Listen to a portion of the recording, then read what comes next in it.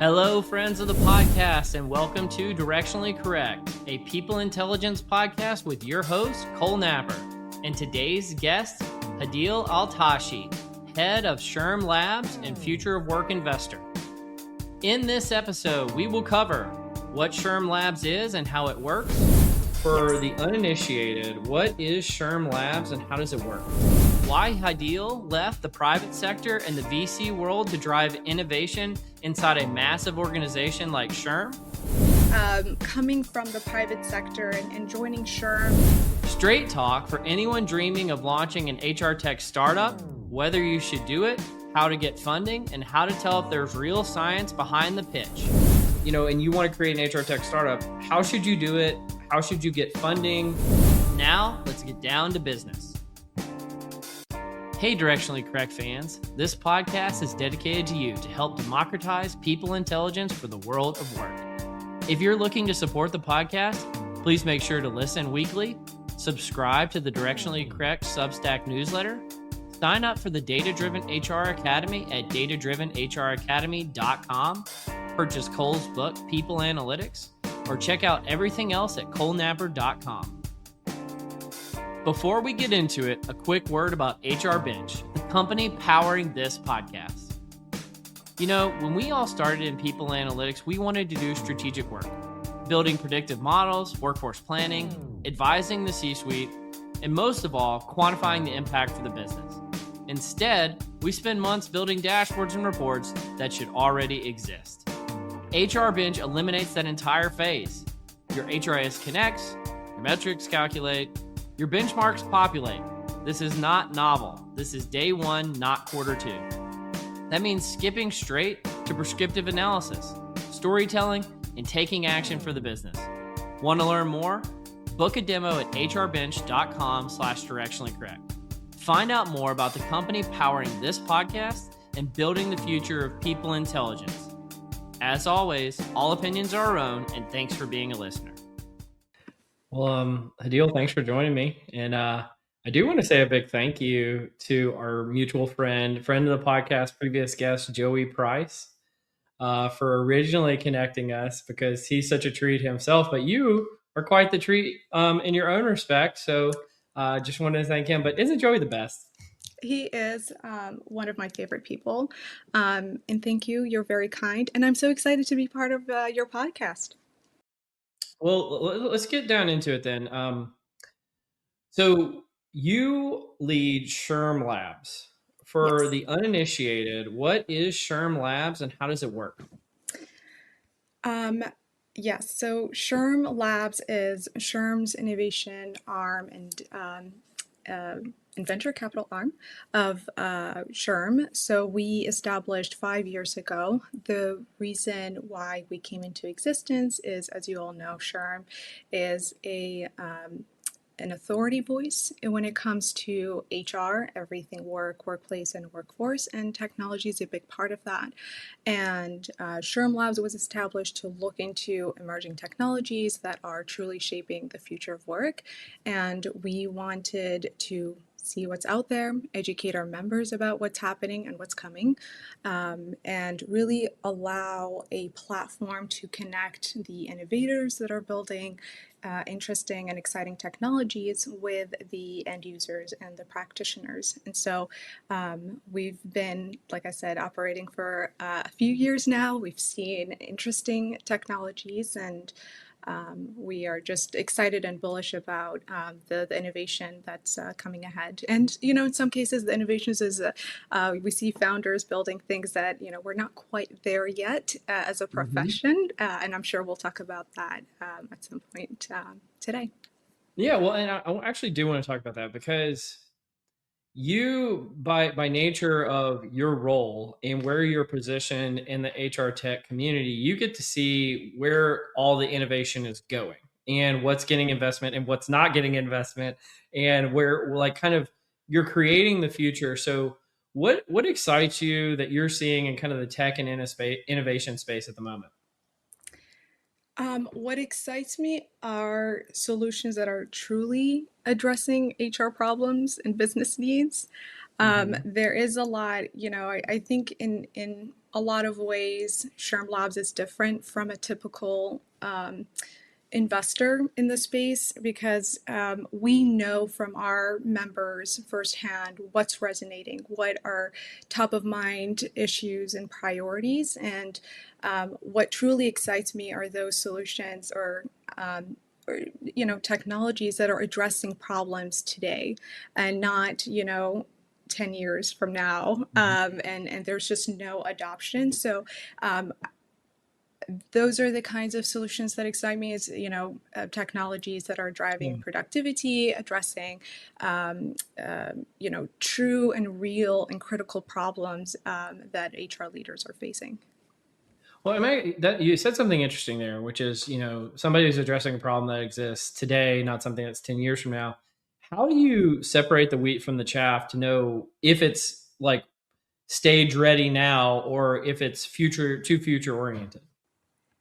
It's really impact. Like, who are you? Are organizations buying your technology? Are they using it?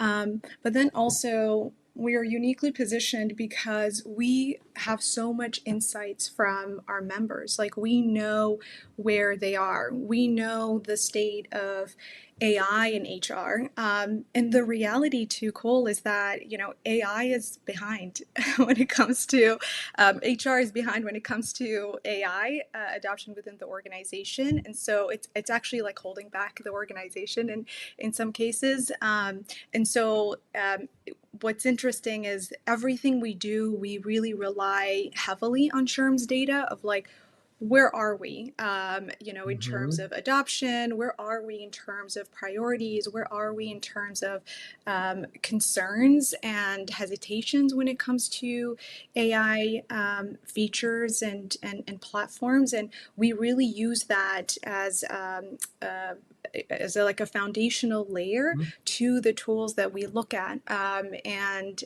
we make sure that it is aligning with what we're seeing with our member base.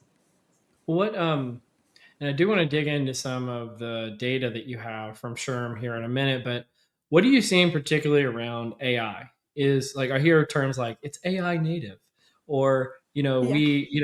we vibe coded our solution and things like that. Like what is promising in the AI space for HR? And you said HR is behind. Like what's promising and like what is not promising? Um, so yes, I feel like we are seeing a lot more. Almost all startups today are AI native. Hmm. That wasn't the case, Cole, a few years ago. Everybody, I think in 2023, we saw like everybody was just like attaching AI in their Yeah. websites, and it's like, what do you do exactly, or like how do you incorporate AI, or like what impact has AI made? And it was very clear that it was just a marketing thing. But in terms of AI, I think for us, it's very important to understand that the appetite for AI in HR varies based on the HR function. And so Mm, what we have seen is that when it comes to recruiting, talent acquisition, that is where we're seeing a lot of activity in AI, and also a lot of the highest adoption and impact. Whereas, functions that deal with like compliance, HR leaders don't want necessarily AI making decisions on who gets fired and whatnot. So it's not evenly distributed based on yeah. like the HR function. And so we are seeing certain HR functions that has a lot more Yeah. AI capabilities and features. So we're seeing a lot of innovation and activity there, whereas some HR functions are just slower, and that's not a bad thing. We want the human component. We want to make sure that ultimately that a human is the decision maker when it comes to high and sensitive aspects of the business. Well, you mentioned it's being done in kind of recruiting and talent acquisition, and there's two really high profile lawsuits going on around using AI with Workday and Eightfold right now that are still kind of unfolding at the moment. I don't know if the results will be out by the time this airs or not, but right now we don't really know what the conclusion is going to be. Um, should companies be reticent to use AI in that respect, or are there good ways of using it, or are there bad ways? Like, what are you seeing? So you definitely need to, when using AI, it is very important to have a policy in place. It's important to have an understanding of, to what extent is AI supporting you, right? It is very important that, and in the cases that you mentioned, Cole, that there is no bias when it comes to AI. And honestly, it comes back to the importance of making sure that the human component of all of that is still there and very much involved in all that process. And so when it comes to AI, if it is coming to you and recommending candidates, it's very important for it to provide very detailed reasoning like why that is, so you're not just trusting AI to come up with like the top, five candidates and like Mhm. totally eliminating everybody else there. I think it is important to just rethink how do we Yeah. still keep the human component in that workflow. Well, and the funny thing is, there's a lot of people with PhDs and master's degrees that listen to this podcast all over the globe that study things very related to these topics. And selfishly, one of the reasons why I wanted to have you on today is if those people wanted to be the startup creators of the future who can find kind of scientifically backed, unbiased ways of going and tackling these problems, they'll know that people like you exist and can create that. And so I'm glad that you're able to be here and talk about some of this. Like, if you rewind the clock to go back a year into the past, like what was hot a year ago that you think is like, it's kind of meh today, and then what are you seeing that's going to be hot like a year from now? um, Agents was like a thing. Yeah, I And I remember really, agents. do you Everybody remember remembers Agents? agents, My don't they? God. Oh, I remember I hosted like a private dinner, and it was like a mix of, founders from like successful HR tech vendors and corp dev folks and other investors. And my God, when we were talking about agents, I just was like, we're not there yet. What is this? Like, it was just like so far fetched, but they were so bullish and excited, and we're like, yeah, Mhm. like it's gonna disrupt the workforce, and like, what does that mean for like the, when the how do you hire them? How do you evaluate? What roles? How is that gonna shape the workforce and things like that? And so like, and today it's like, where are we with that, right? And so um, that was one thing. I think last year was like a really hot topic. Everyone was just talking about it, and it's very clear like we're not there yet. And it Mhm. may be a thing in the future. It's just it's going to take a minute, and especially looking at the rate or the percentage of how many organizations are actually adopting AI in the workplace. It's so low. Like we're not like we're not even there. So that's one thing. The thing that makes me excited for the future, again, it's impact. It's technology that truly addresses pain points. I think, Cole, where there's opportunity, and this is kind of like in your world of Mhm.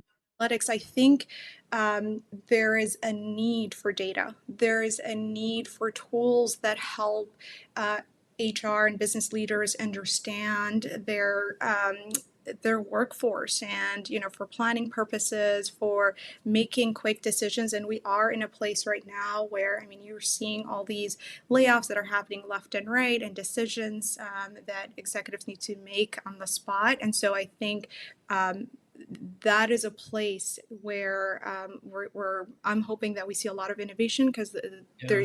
there's just a hunger for tools that gives HR and business leaders like immediate insights on their workforce and to make quick decisions as needed. Yeah, if only there were innovative AI native people intelligence tools that were being built in front of our eyes that, sponsor the podcast. I don't know, if only. Um, I'll say, if you are referring to HR Bench, I was in awe when I saw them, and there's no affiliation between me and them, but I did look at their tool, and I had my aha moment, and I genuinely, like, I was just so happy. I'm like, this is what we need. We need more of tools like that. She said it, not me. Exactly. And I like, again, no one paid me to say this, just putting it out there. Yeah, well, I appreciate that. That's high praise. Well, you did mention a second ago that, and I think this is one of the reasons why you versus just like a generic HR tech investor is so interesting is you've got data on SHRM and SHRM members and SHRM and adoption and things like that. What are some of the things that you're seeing in the data about the SHRM membership, and what are some predictions perhaps that you have? Yeah. So I kind of mentioned this data point, but HR is lagging. When it comes to adopting AI. Um, so I think the point is that 36% of HR functions had adopted AI by the end of last year, and whereas 52% is the number for the broader organization. So you see there's a gap there, and Yeah. the gap is also expected to widen even further by the end of this year. So like I said, HR is always the last room to get the renovation, and so there's just that to keep in mind. And then also when it comes to AI adoption within HR, and I want to flag a couple of research reports that maybe your audience would want to look into. But SHRM Mm. has invested quite a bit on research, and we have an amazing team that does a lot of research around the state of AI in HR, and then AI in the workplace. So if anybody's interested, go check out those reports. They are online. But the other data point that I want to mention is that the AI adoption within HR it varies based on the size of the organization. So AI adoption is primarily is a lot bigger in bigger organizations.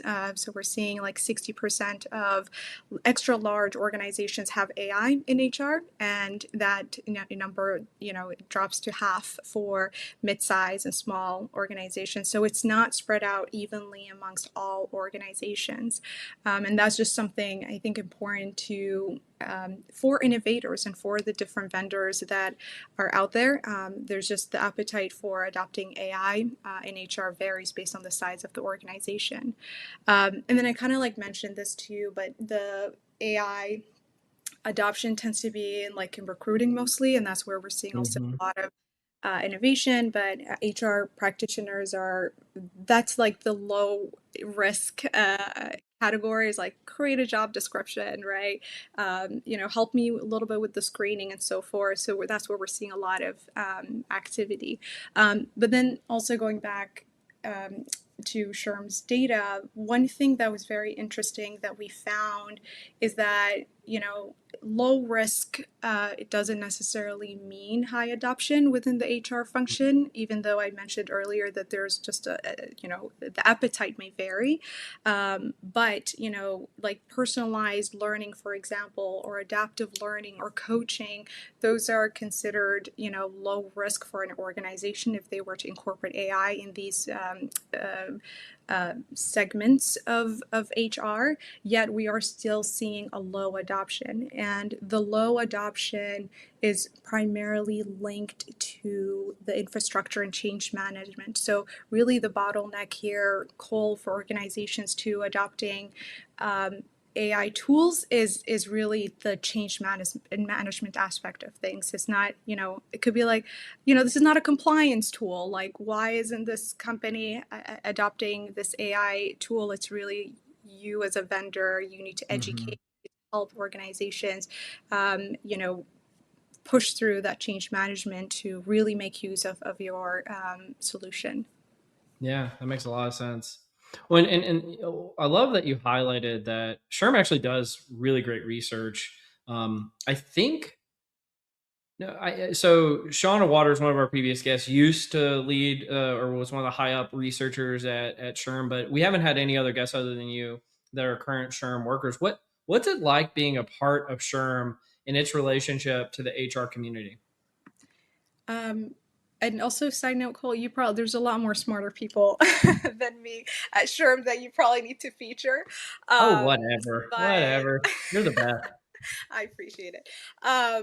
But I mean, so my background is not in HR, and you know this, Cole. Mhm. This is this whole I want world, to get into that, by the and way. I'm sure we will.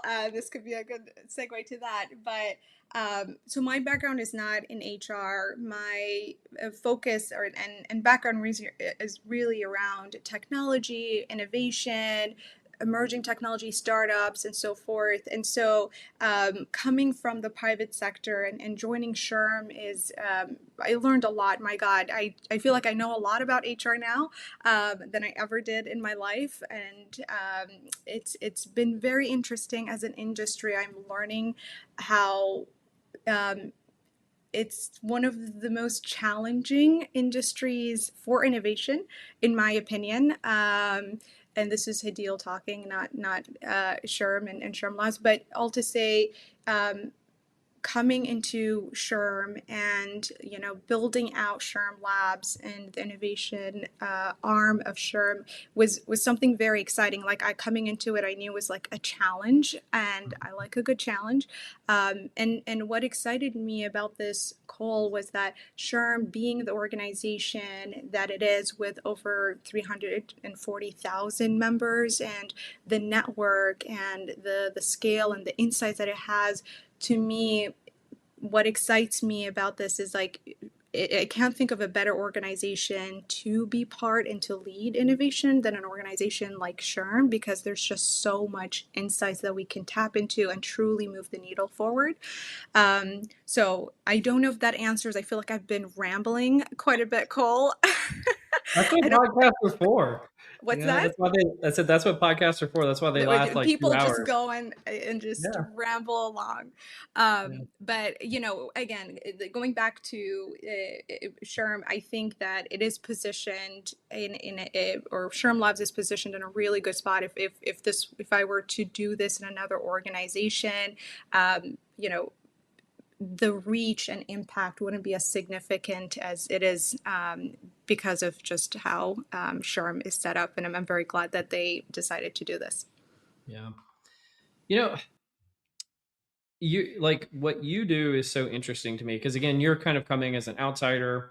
You have that investment background, you have that entrepreneurial background, you have that technology background, and then you get to lead the investment wing that's creating some of the innovation of the future. But you're always looking. I think they call it deal flow in the VC community. You want like what's the next hot thing that's coming down the pipe. I have a lot like I'm just gonna brag on my audience really quick. I have the smartest people that are in the HR and HR tech community that listen to this podcast. Like they love this kind of stuff. They're very innovative, but many of them don't know. Like there's just a knowledge gap of if you wanted to create your own startup. Like if you've got a great idea, you've got a great science project, but you want to find a way of productizing it and bringing it to market, and you want to create an HR tech startup. How should you do it? How should you get funding? What are the areas of the market that you should be tackling right now? What other things that I'm not even asking should you be thinking about? Like set them up for success, and how should they go about thinking about this? Yeah. Um, I would say, find a problem that you're passionate about, and, a problem that is a real problem, like a must What's a real have, problem? like a How do you real know something's a problem. real problem? Well, like it can be like just, how I think of solutions is that, is this like a nice to have, or is this Mhm. like a must have, right? So like you kind of like want to focus on like a problem that is like a true problem, like it's a real pain point for organizations and businesses, because it just makes it easier for you to sell and get customers, that way. And companies budgets are being cut, and if it's something that it's a nice to have, you're very likely to be impacted in some way. And so I would say look at a problem, look at a critical problem in the workplace, and propose, like, and not, it doesn't have to be something super big, start small, focus, and you don't have to address, not everyone is your customer, like don't, Mhm. find your the group or type of organizations that would benefit truly from this, and start small, focus on that customer profile, and you'll experiment and you'll evolve with time. But when you do that, I would say start small, and even before you go and like invest in spending thousands of dollars in engineering and building out these bells and whistles, like before any of that, just work on, maybe it's a service, like start with something very basic that's not going to cost you an arm and a leg, to just validate, is there a true need for this, will someone actually pay me for this? Mhm. And then from there be like, okay, well, there's a need. I have demonstrated that there is a need for this solution, and people Mhm. are willing to pay. And then from there, kind of scale into like, okay, well, how do I make this, into like an actual sustainable product? And now I can add all these different components of it, and you can truly invest. But if it's someone who's truly starting from scratch, Cole, I would say don't invest too much. Gosh, I have seen founders who just, like, they like put thousands and thousands, and they build all of these things with an assumption that maybe, yeah, this is what I think, HR Mhm. leaders want, or business leaders want, and hundreds of thousands dollars in Yeah. debt, they realize, nope, that's not it. So Yeah. ideally, there's going to be rooms for pivots. You're always going to evolve. You're going to change along the way, and when you start small, just try to be efficient. Yeah. I mean, if you don't know what the term like a lean startup is, if you don't know that ICP stands for ideal customer profile and TAM stands for total addressable market, and product market fit is something that you're trying to pursue, these are things you should learn probably, right? Exactly, exactly. And do your homework. See who else Mhm. is in the market, and if there are competition, understand like what differentiates you from everybody else. Well, I had a few more questions on this, like because one of the things I asked about earlier is like, so let's say you actually you build something. How do you get funding? How do you start to scale? Um, so I think there are, when you can get funding by, there are investors that invest at like super I love your pause on this. It's like it's um probably not going to work out, is what you're trying to no, not no, no. say. No, no. What I'm saying is that there are investors that, like, there maybe start like with angel investors, and Yeah, maybe family and friends to get some funding. But I say that I'm being cautious because I also understand like not everybody has access to yeah, that. So I'm trying to be sensitive and conscious of sure. that. But what I would say is that there are investors. There are investors that honestly would even, and maybe not even an investment, maybe go through like an accelerator program, like really Hmm. truly like a pre-revenue, like helping you with your value proposition accelerator program. And there's a lot of those, and they'll help you understand like the basics of operating a business. But there are entities out there that will invest in you at that stage. I would say when you come and like want um, more formal institutional investments and Hmm. VC, like typically they want to see some kind of validation that they're going to get their money back and some. Hmm. And do that by demonstrating that you have paying customers and users, and that just kind of like gives them a sense of, okay, this person knows what they're doing, and I Yeah. can back them up. Do you need a product or engineering background? No, What and background do you especially need? now. Yeah, you don't actually. I mean, and even now that's evolving, Cole, because like with the whole like vibe coding, anybody. I mean, I can build a pro. I'm not a product person. I could build an app if I want to. So I think you don't, and it's not that you did back then, but I think back then you want to have like a technical person, ideally someone house at some point, but you as a founder, you don't need that. You would just have to have like earlier on, you would have to have like an advisor or someone who can help just make sure that you're Yeah. going the right path. I always tell people it's like startups are a three-legged stool. in the beginning. You need sales and marketing, you need product, and you need engineering, or tech or whatever you want to call it. And if you're missing one of those, it's probably not going to work.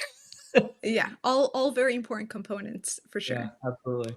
How do you know if, especially as an investor, how do you know if what you're investing in is vaporware or if there's any kind of like science or data behind it? I think the market is the best indicator. So Hmm. if you're telling me that you have adoption, if you have users, to me that means that you're on the right track. But are you referring to like even like the pre-revenue side of things? Yeah. Well, because like one of the things. So again, a lot of the people that listen to this podcast come in with a really strong scientific background, and frankly, I think I kind of look at it. I'm of two minds about it. One is that is actually I feel like that means they come in with a lot of technical chops, which is great. But also their bar for things having to have a scientific grounding are incredibly high, like so rigorous. And the reality is, they look at the marketplace and the bar is so low It for really is. science. It Like really it's is. so low. It really And is. they're like, I could never do this because I can never meet my threshold for scientific rigor by putting a product to market. I'm like, oh, you don't have to. Like, and so the thing I'm trying to kind of like the tightrope I'm trying to walk is to say, you can create a leading product and it not be like your dissertation, right? And those are like, but also what you don't want to create is a bag of air, which a lot of HR tech Yeah, startups are. yeah. And so just to exceed them actually doesn't require a lot of technical chops sometimes. Yeah, I'll say this. I get excited when the founder is very like data driven and they did Hmm. their homework. Like to me, if it's like someone who studied this and has experience, and I guess it's also like your tie to the problem, right? Yeah. If it's someone like I've been in the space, I've done research, I know this is the gap, I know this is the problem. To me as an investor, like I'm more likely to back you because you have some experience understanding the problem, and you're likely like you're on the right path because you know what to what's coming ahead, right? You've done your homework versus like someone just like I'm gonna start like someone like Hadeel, who, 5 years Mhm. ago didn't have any experience in HR, and 5 years ago I wanted to, I don't know, start an HR tech company. So like I think that having that background, I think is really crucial, and it's something that will make you attractive to investors, even customers, because they're like, okay, this person knows what they're doing. It's not just a random person that is just coming up with a solution. And I would say for people that are too technical, whether you're a researcher in the space, or like you're an engineer, or something along those lines, I think you don't have to know everything. You don't have Mhm. to be like the most charming salesy person. Like this is where you grow It your doesn't team. hurt though. I mean, it does not, but like, you could focus on what you're good at, and bring team members and partners and individuals that can complement you, right? And so like you can just be good at what you do and just nerd things out and have them be like that sales engine to sell this product for you. But I think um, I think those kind of people that actually know the problem and have data to back it and the experience to back it, to me, are honestly like the most attractive kinds of Mhm. founders. I love that. That then I could not agree more. Um, Part of I don't know, just getting to know you a little bit has been so fun. You're such a delight to hang out with. Mhm. We Thank got you. to hang out with at SHRM Talent earlier this year. That was a lot of Yes, fun. thanks for coming. Yeah. Previous guest hasn't come out yet, but William Tincup was there. He's a riot. Yeah, yeah, yeah. He's always a lot of fun. But part of I mean, you could say this is a perk. You could say it's not a perk. Be my guest, but you get to deal with a lot of like the HR influencers in your network. What's that like? All good things, Cole. Only No, good things. only good things. It's a lot of fun. I'll say, the HR tech community is really small, Mhm. and it's very tight. And I mean, like, there's always room, obviously, but I mean, they're very like close knit community, and it's. I think like they've just been so collaborative, like at least from my experience, and they're all like genuinely trying. They're so invested in this Mhm. industry. They're genuinely, trying to make an impact in this world of work, and everyone is like incredibly smart, doing things in their own ways. And as with people, like sometimes you have to navigate certain things, but I think that overall, like they're just incredible, smart people, and there's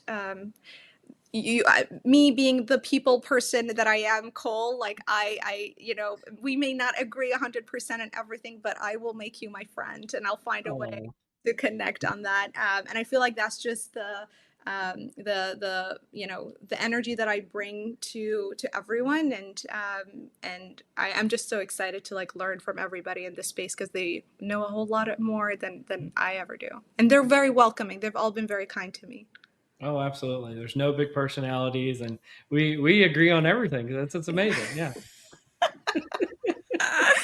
Yes. Is this podcast called politically correct or directionally correct? I don't know. I think it's turning into it, Right? but we'll see. Well, I wanted to hear a little bit about you too, because you have an interesting background. Are you are you pleasing your parents by what you're doing right now? I Is think this they're proud. Yes, Cole, they're very proud of everything that I'm doing. Um, yeah, I think so. okay? Because I mean, I feel like you're like when you were younger, you studied not to be in a VC, and I kind of stumbled in this world, but yes, you are right, Cole. When I was a kid, I always thought I was going to be a doctor. It was not my vision for myself. My dad wanted to be a doctor. So Mhm. my father, I'm Middle Eastern. My father is all Middle Eastern fathers. He was hoping that one of his five daughters were going to be a doctor. That was something he wanted to do. He didn't accomplish it, and so he was like passing it on to the next generation.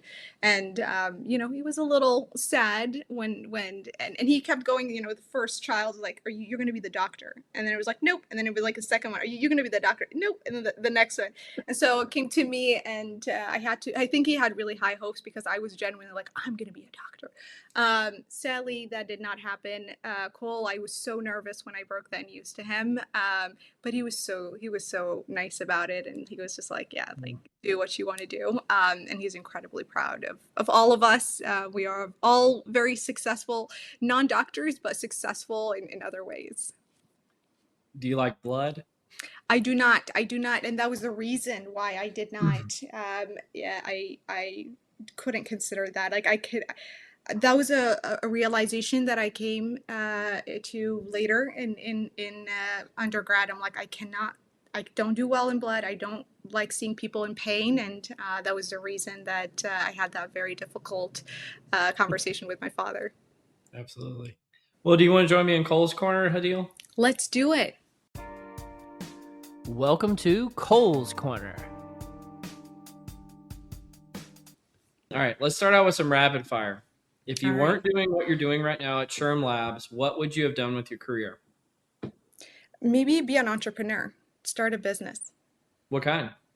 I have no idea, Cole, and this is why I am not a founder. I genuinely like I don't know what's the problem I want to solve yet. One day Yet. I will I feel keep like you posted. Yeah, yet's carrying a lot of water there. there we Yeah. go.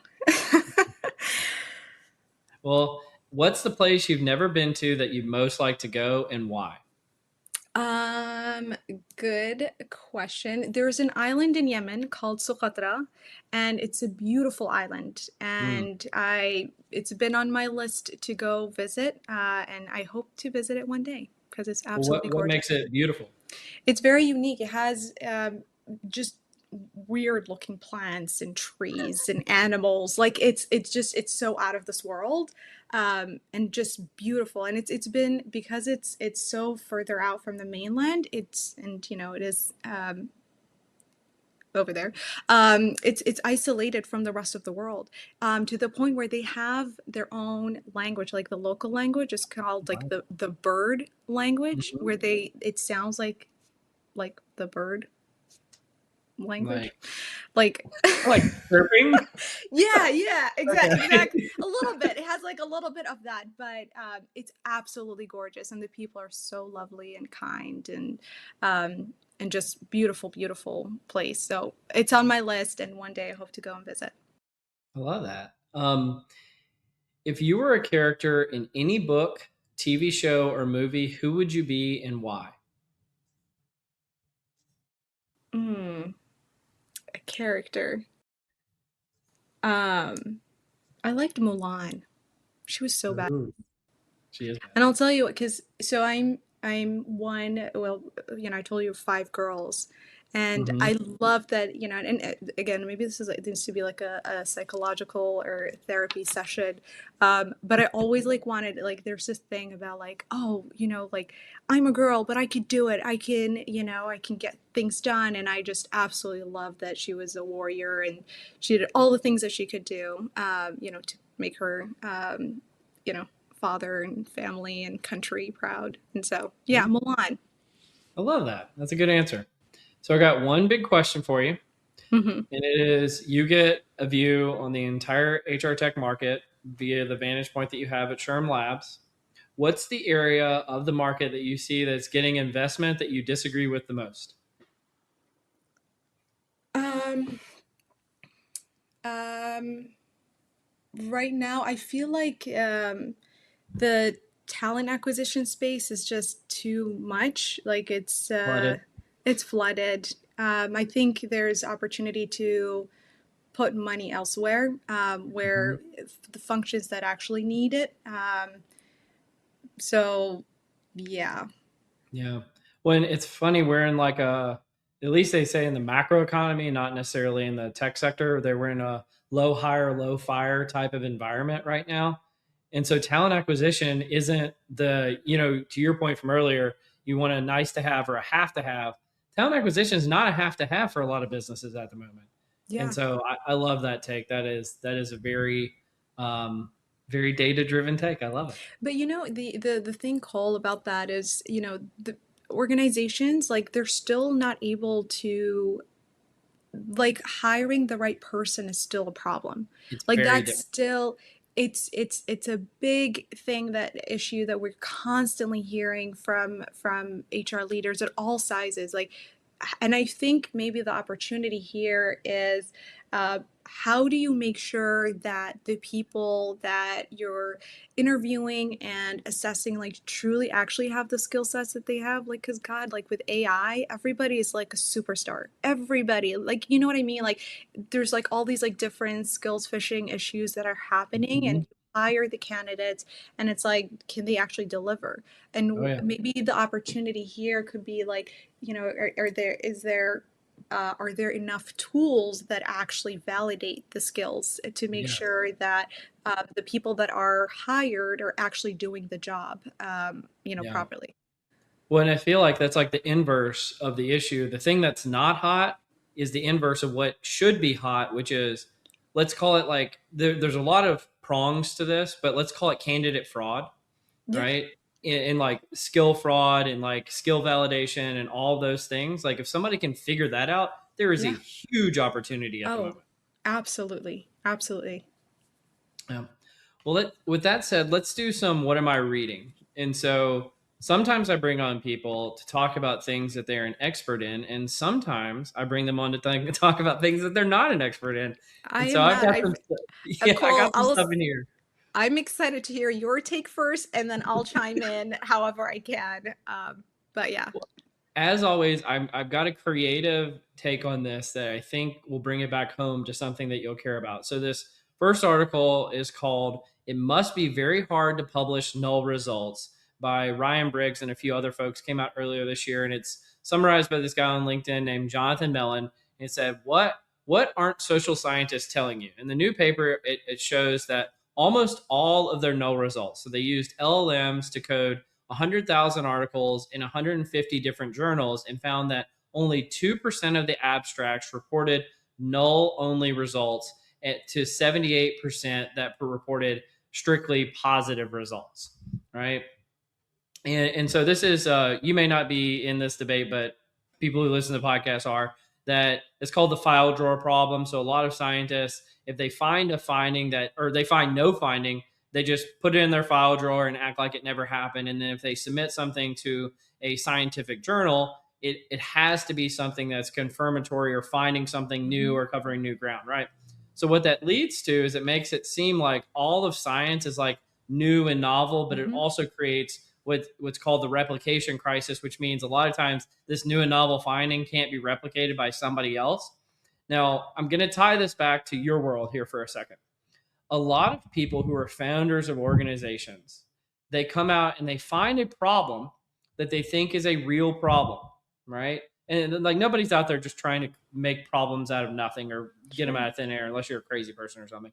And what they don't realize is, because in the scientific journals and the places where if they were going out to do research on the market of that problem, that like, oh, no one's done this before. No one's looked into this That before. is so true. That is so true. And what you're finding is actually thousands of people may have looked into it. It just never got published because it's stuck in a file drawer somewhere. And so many people may have looked into it in the past. It's just an unfruitful enterprise. And so I wanted to make kind of a transitive property of geometry argument here that publishing null findings will actually help the investment community more to really fund the things that will work, because we can know quicker that there will be a lot less wasted effort on problems that have already been figured out.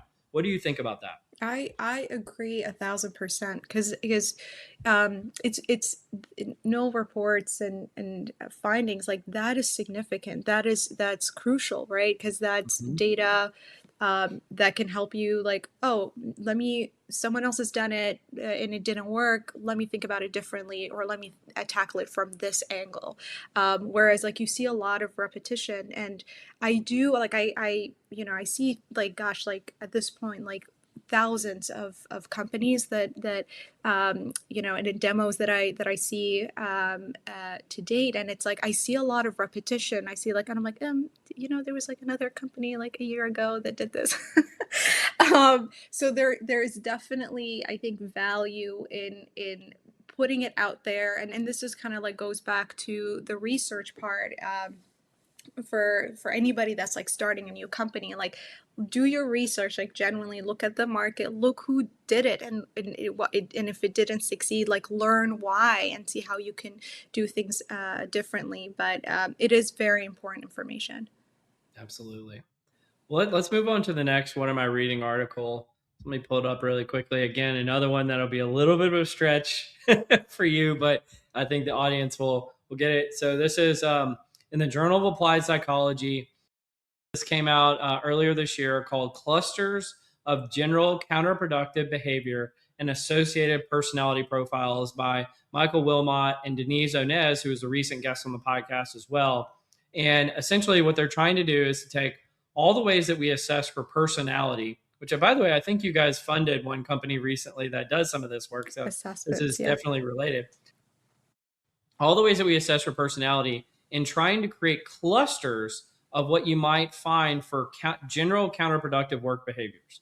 And so I'm going to boil it down into something. They get very technical on how they go about doing this. But I think the important thing that they found is that they found 2 meta clusters and 4 smaller clusters related to this. But when looking at the relationships between these clusters and known kind of psychological profiles, they found that they strongly parallel people that have kind of psychopathic tendencies, right? So people that, like sometimes called the dark triad or the dark tetrad, these types of individuals, that you can actually find these, and they lead to individuals, if they're hired, engaging in general counterproductive work behaviors. So why is this important? It's actually interesting to me related to what we were just talking about a second ago. There is a tremendous, and I mean a tremendous amount of candidate fraud going on right now, Mm-hmm. right? So a lot of people talk about like, oh, a lot of people that make it up to the executive suite actually engage in a lot of these dark threat behaviors. There might be sociopaths, and we just have to deal with this as a society. And oh, this is so bad. But it also manifests on the hiring side of things in kind of just day to day, the banality of evil of existing out there. And so I can't remember if this was on the podcast or if I just covered it on LinkedIn or whatever, but I saw some like a few studies and all in like a week period where like a head of HR at like a tech firm would come out and say, we analyzed our candidate pool and some of the jobs that we posted, and like 88% of the applicants were like fraud or like Wow. duplicative. And like this is like a huge problem, especially at companies that are like in the leading edge of the AI space that are Sure. paying a lot of money and things like that. And it's because a single individual might create 10,000 applications using AI and just again flood the zone with this type of stuff going on. And so wouldn't it be helpful if we had ways of identifying those counterproductive work behaviors early on in the process in terms of thinking about these types of things? And I know you kind of have an adjacent investment in the space, so I thought this one might be interesting to you. What do you have thoughts on this one, Hadeel? Yeah, I actually I I'm curious about your thoughts because you are in the space about personality tests. I am keen a lot more on like the skills side of things, right? But I want to Yeah. hear from you, given your background, like how effective are, because like right now I don't are you seeing anything promising in like personality I haven't assessments? seen anything new in 10, 15 years. That's Like how I'm there's thinking. people that are rebranding the same old things, yes, Yeah. and then like saying it's new. But in terms of truly breaking new ground, and there'll be somebody in that reaches out to me afterwards that says, "Oh, but you haven't heard about blah blah blah blah blah." But in general, like with large scale adoption, I haven't seen really anything new in the productized space for personality in quite some time. What so I same by the way, which is why like I feel like even with the technologies that I look at, it's mostly on like the skills assessments rather than Mhm. personality. Yeah, Because it feels like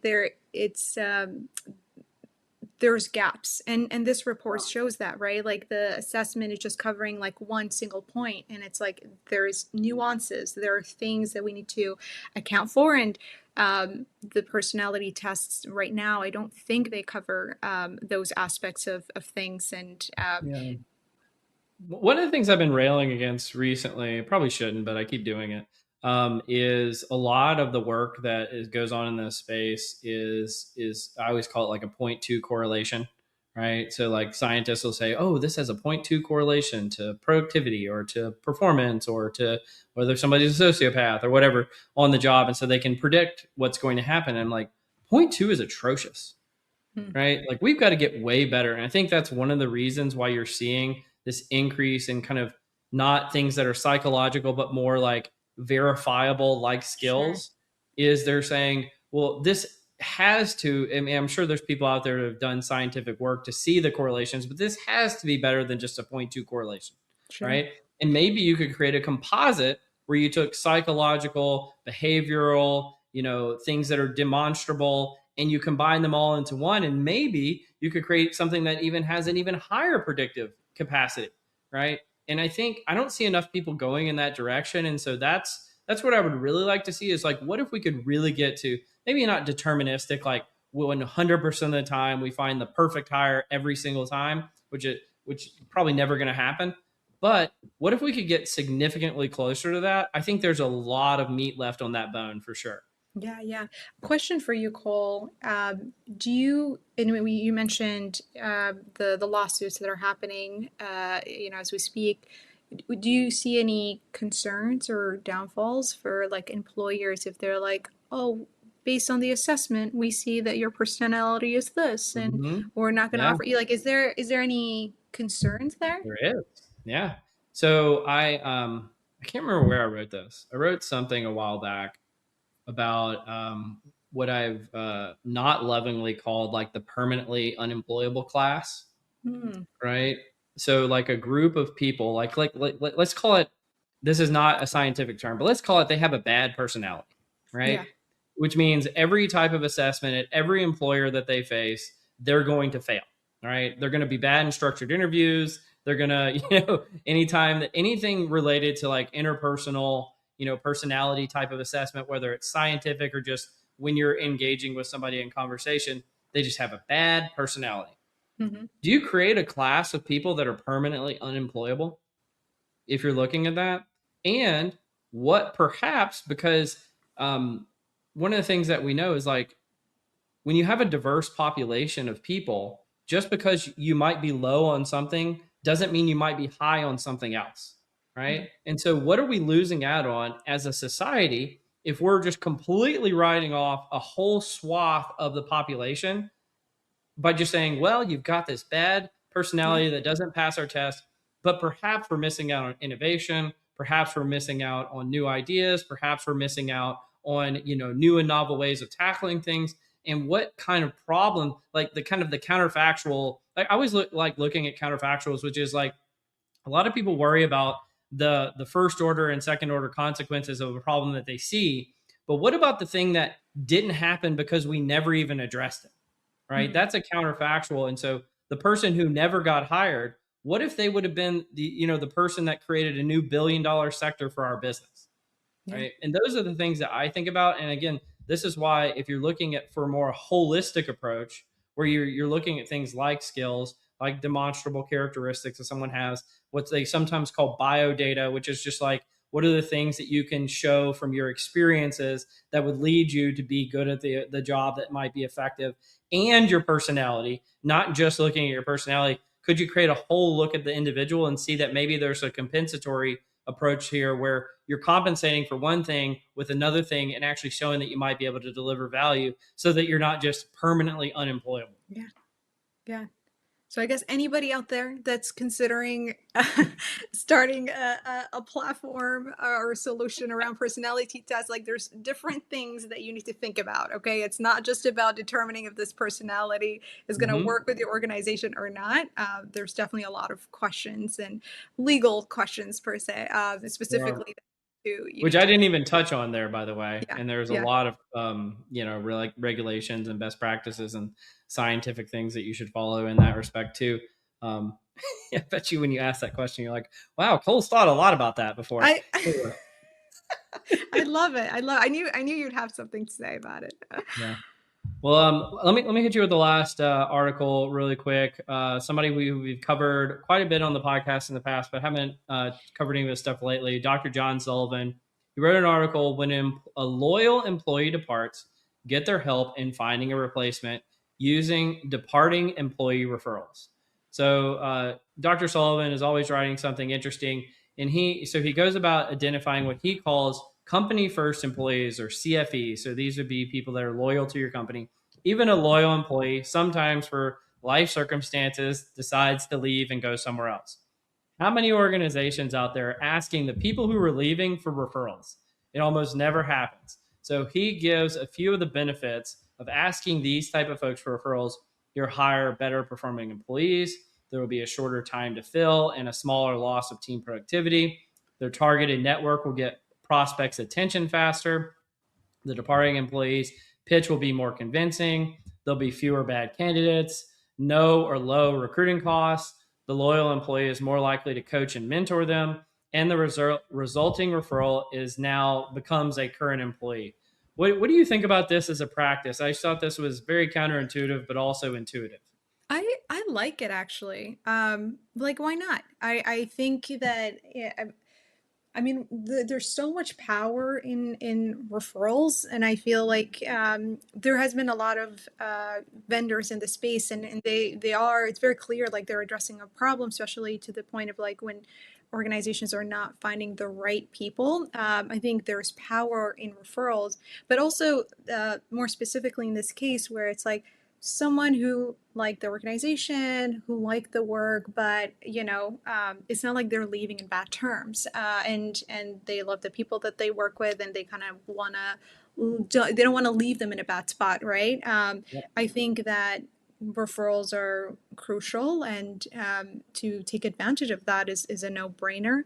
And also, when I was thinking about this, I think like when you're building something with an organization, like you want to trust it with someone, that's like of quality, of like, someone who's going to take it to the next level and make it better. Mhm. Because you want to walk away and just be like, always like, you're going to write on your resume, like, I did this for this organization. And you always like, if it's still around and it's doing very well, like it's a good reflection on you, right?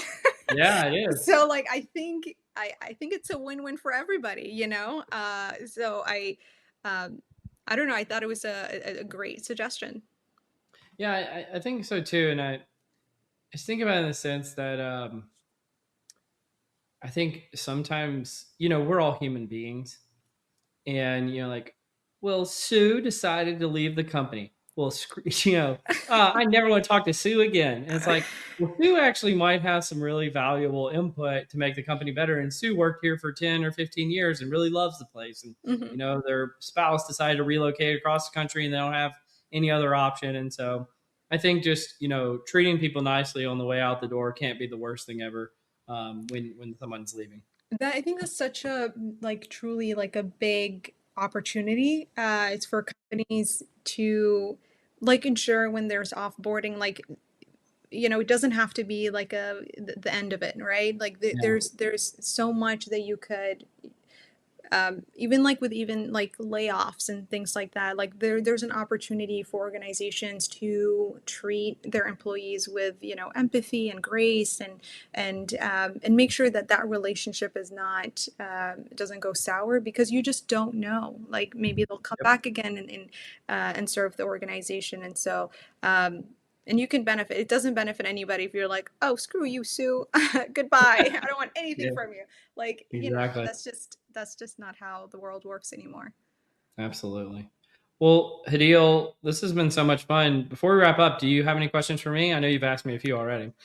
Um, I am so I will say I am very intrigued and excited about the world of workforce planning, analytics, Mhm. and all of that. And I will definitely reach out to you and see what you're seeing in this space, or like what are your pain points, because I'm very intentional about hearing from different stakeholders and what's important. And at the end of the day, I'm not an expert in all these different areas of the HR function, and I rely on people like you, Cole, to tell me what will resonate and what won't. So I'm sure after the podcast we'll have many conversations around that. But I'm just very grateful that you gave me the chance to chat and be part of your podcast and speak to your audience.